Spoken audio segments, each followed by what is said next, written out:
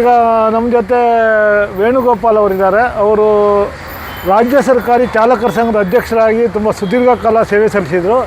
ಈಗ working hours ಬಗ್ಗೆ ಅವರು ಮಾತಾಡ್ತಾ ಇದ್ದಾರೆ. ಎಂಪ್ಲಾಯೀಸ್ ವರ್ಕಿಂಗ್ ಅವರ್ಸ್ ಬಗ್ಗೆ ಹೇಳಿ ಸರ್. ಎಂಪ್ಲಾಯೀಸ್ ವರ್ಕಿಂಗ್ ಅವರ್ಸ್ ಹೇಗಿರಬೇಕು ಮತ್ತು ಎಷ್ಟು ಸೈಂಟಿಫಿಕ್ ಆಗಿರಬೇಕು ಅಂತ ಹೇಳ್ತೀರಿ? ನಮಸ್ಕಾರ. ಈಗ ಫಾರ್ ಎಕ್ಸಾಂಪಲ್ ಮೊನ್ನೆ ಚೀಫ್ ಮಿನಿಸ್ಟರ್ ಅವರು ಒಂದು ಆದೇಶ ರೆಕಮೆಂಡ್ ಮಾಡಿದ್ದಾರೆ ಚೀಫ್ ಸೆಕ್ರೆಟರಿ ಅವರಿಗೆ ವರ್ಕಿಂಗ್ ಅವರ್ಸ್ ಬಗ್ಗೆ, ಸರ್ಕಾರದ ನೌಕರರ ವರ್ಕಿಂಗ್ ಅವರ್ಸ್ ಬಗ್ಗೆ, ಅಧಿಕಾರಿಗಳು ಮತ್ತು ಎಂಪ್ಲಾಯೀಸು 10 ಗಂಟೆಯಿಂದ 5:15 ಗಂಟೆ ಅಂತ ಚೀಫ್ ಸೆಕ್ರೆಟರಿ ಆದೇಶ ಮಾಡಿದ್ದಾರೆ. ಇದೇನು ಸರ್ಕಾರನೂ ಇದೇನು ಆದೇಶ ಮಾಡಿದ್ದಾರೆ, ಯಾವ ಆ್ಯಂಗಲಲ್ಲಿ ಆದೇಶ ಮಾಡಿದ್ರೆ ಅಂತ ನನಗೆ ಅರ್ಥ ಆಗ್ತಾಯಿಲ್ಲ. ಯಾಕೆ ಅಂತಂದರೆ ಒಂದು ಕೇಂದ್ರ ಸರ್ಕಾರ ಇರ್ಬೋದು ಅಥವಾ ರಾಜ್ಯ ಸರ್ಕಾರ ಇರ್ಬೋದು, there is a specific government order minimum 8 hours work ಮಾಡಬೇಕು ಅಂತ. ಅಲ್ಲಿಗೆ 10 to 5:30 ವರ್ಕಿಂಗ್ ಅವರ್ಸ್ ಅಂತ ಇವು 7.5 ಅವರ್ಸ್ ವರ್ಕಿಂಗ್ ಕ್ಲಿಯರ್ ಮಾಡ್ತಾಯಿದ್ದಾರೆ. ಅದ್ರ ಜೊತೆಗೆ 45 ಮಿನಿಟ್ಸ್ ಮಧ್ಯೆ ಲಂಚ್ ಅವರ್ ಹೋಗುತ್ತೆ. ಸೊ ಇನ್ಬಿಟ್ಟು ಬೇರೆ ಕೆಲಸ ಮಾಡಿದ್ರೆ 6 ಗಂಟೆ 45 ನಿಮಿಷ ಮಾತ್ರ, ಅಂದರೆ 6.75 ಅವರ್ ಮಾತ್ರ. ಯಾವ ಲೆಕ್ಕ ಇದು ಯಾವ ರೀತಿ ಮಾಡಿದ್ದಾರೆ ಅಂತ ನನಗೆ ಅರ್ಥ ಆಗ್ತಾಯಿಲ್ಲ. ನಂಬರ್ 1. ನಂಬರ್ 2, ಇನ್ನೊಂದು ಹೇಳ್ತಾ ಇದ್ದೀನಿ ನಾನು. ನೀವು ಲಂಚ್ ಅವರ್ ಅಂತ ಹೇಳಿದ್ರಿ. ಲಂಚ್ ಅವ್ರಿಗಿಂತ ಮೊದಲು ಒಂದು ಟೀ ಬ್ರೇಕ್ ಅಂತ ಅರ್ಧ ಗಂಟೆ ಹೋಗ್ತಾರೆ, ಸಂಜೆ ಮತ್ತು ಟೀ ಬ್ರೇಕ್ ಅಂತ ಮತ್ತೆ ಅರ್ಧ ಗಂಟೆ ಹೋಗ್ತಾರೆ. ಅದೆಲ್ಲ ನೋಡಿದ್ರೆ 5 ಅವರ್ಸ್ ವರ್ಕ್ ಆಗಿತ್ತು, 5 ಅವರ್ಸ್ ವರ್ಕ್ ಆಗಿತ್ತು.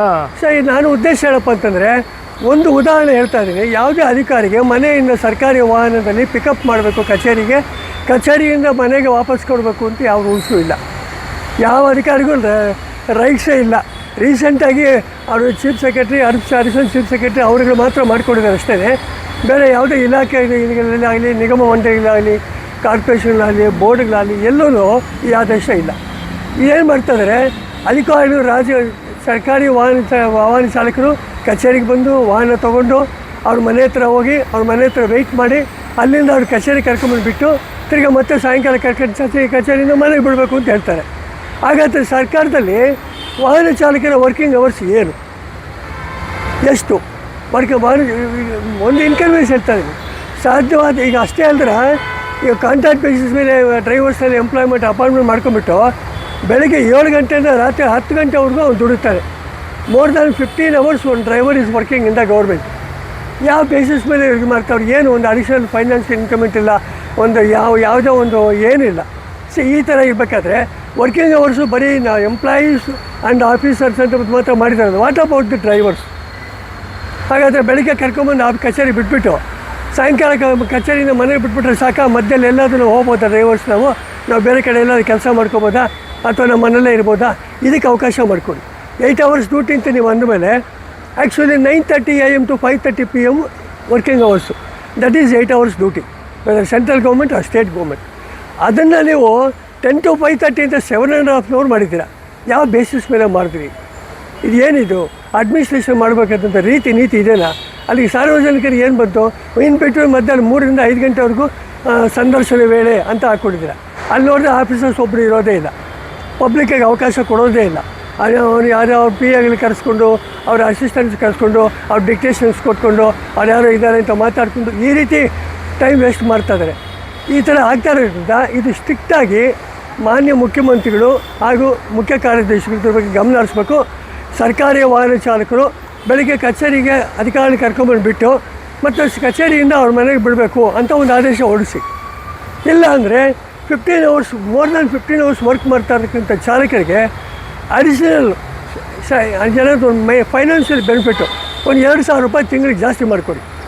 ಅವ್ರು ಕೊಡ್ತಾ ಇರ್ತಕ್ಕಂಥ ಸ್ಯಾಲ್ರಿ. ಈಗ ಮಿನಿಸ್ಟ್ರಿಗಳಿಗೆಲ್ಲ ಡ್ರೈವರ್ ಇರ್ತಾರೆ, ಅವ್ರಿಗೆ ಟೈಮೇ ಇರಲ್ಲ, ಅದಕ್ಕೇನು ಮಾಡ್ತೀರಿ? ಈಗ ಮಿನಿಸ್ಟ್ರಿಗಳಿಗೆ ಡ್ರೈವರ್ ಇರ್ತಾರೆ, ಸರ್ಕಾರಿ ಡ್ರೈವರ್. ನಾನು ಹೇಳ್ತಾ ಇರೋದು ಕೇಳಿ. ಮಿನಿಸ್ಟ್ರಿಗೆ ಇದ್ದಾರೆ ಅಂತಂದರೆ ಮಿನಿಸ್ಟರ್ ಆಗಲಿ ಚೀಫ್ ಮಿನಿಸ್ಟರ್ ಆಗಲಿ ವರ್ಕಿಂಗ್ ಅವರ್ಸ್ ಎಲ್ಲರಿಗೂ ಒಂದೇ. ಈಗ for example ministers, chief ministers, MLAಗಳು ಅಂತ ತಕ್ಷಣ ಮೇಲಿಂದ ಇಳಿದು ಬಂದಿಲ್ಲ. They are all paid employees in the government. ಒಬ್ಬ ಕಸ ಗುಡಿಸೋದು ಮೇಲ್ಗಡೆ ಚೀಫ್ ಸೆಕ್ರೆಟರಿ, ಪ್ರೆಸಿಡೆಂಟ್ ಆಫ್ ಇಂಡಿಯಾವರೆಗೂ they are all paid employees in the government. ಯಾಕೆ ಹೇಳ್ತಾ ಇದ್ದೀನಿ ಅಂತಂದರೆ, ಮೊದಲಿಗೆ ಆಫ್ಟರ್ ಇಂಡಿಪೆಂಡೆನ್ಸು ಈ ಮಿನಿಸ್ಟರ್ಸು, ಚೀಫ್ ಮಿನಿಸ್ಟರ್ಸು, ಪ್ರೆಸಿಡೆಂಟ್ಸ್ ಇವರೆಲ್ಲ ಏನು ಮಾಡ್ತಾಯಿದ್ರು, ಹಾನರರಿ ಸರ್ವಿಸ್ ಮಾಡ್ತಾಯಿದ್ರು. ಇವಾಗ ಅದಿಲ್ಲ. They are getting salary from the government. ಯಾವ ಮನುಷ್ಯ 1 ರೂಪಾಯಿ ಸ್ಯಾಲ್ರಿ ಸರ್ಕಾರದಿಂದ ತೊಗೊತಾನೆ, they are all paid employees.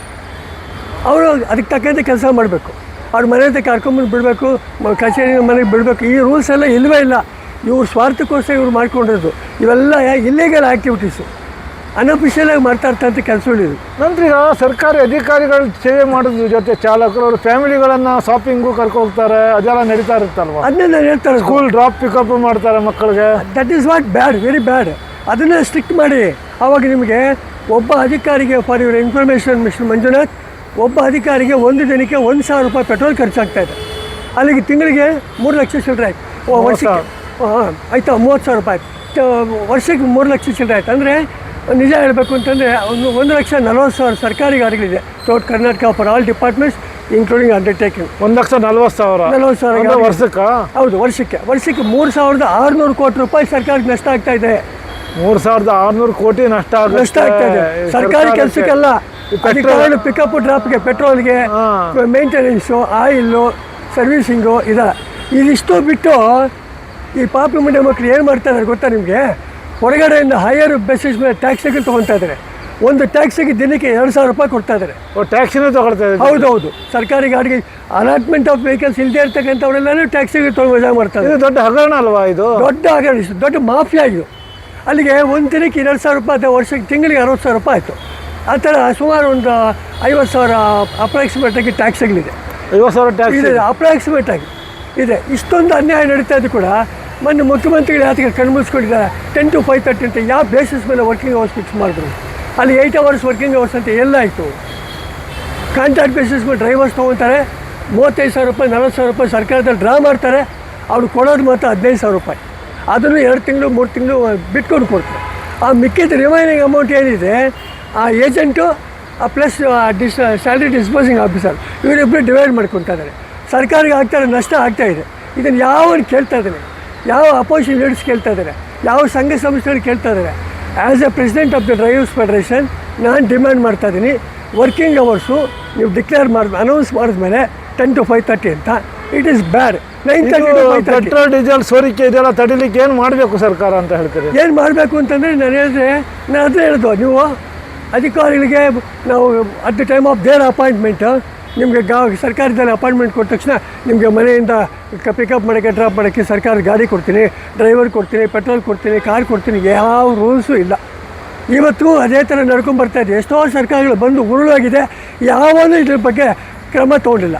ಇದು ದೊಡ್ಡ ಮಾಫಿಯಾ. ಇದು ಈ ಅನ್ಯಾಯನ ಪ್ರತಿಭಟಿಸೋದಕ್ಕೆ ಯಾರೂ ಮುಂದೆ ಬರ್ತಾ ಇಲ್ಲ. ಅಂದರೆ ವರ್ಷಕ್ಕೆ ಎಷ್ಟು ಕೋಟಿ ಹಗರಣ ಆಗುತ್ತಂತ ಅಂದರೆ ಇದರಲ್ಲಿ 3,600 ಕೋಟಿ ರೂಪಾಯಿ ವಾರ್ಷಿಕ ನಷ್ಟ ಆಗ್ತಾ ಇದೆ ಸರ್ಕಾರದ ಬೊಕ್ಕಸಕ್ಕೆ. 3,600 crore. I am not bluffing, it is fact.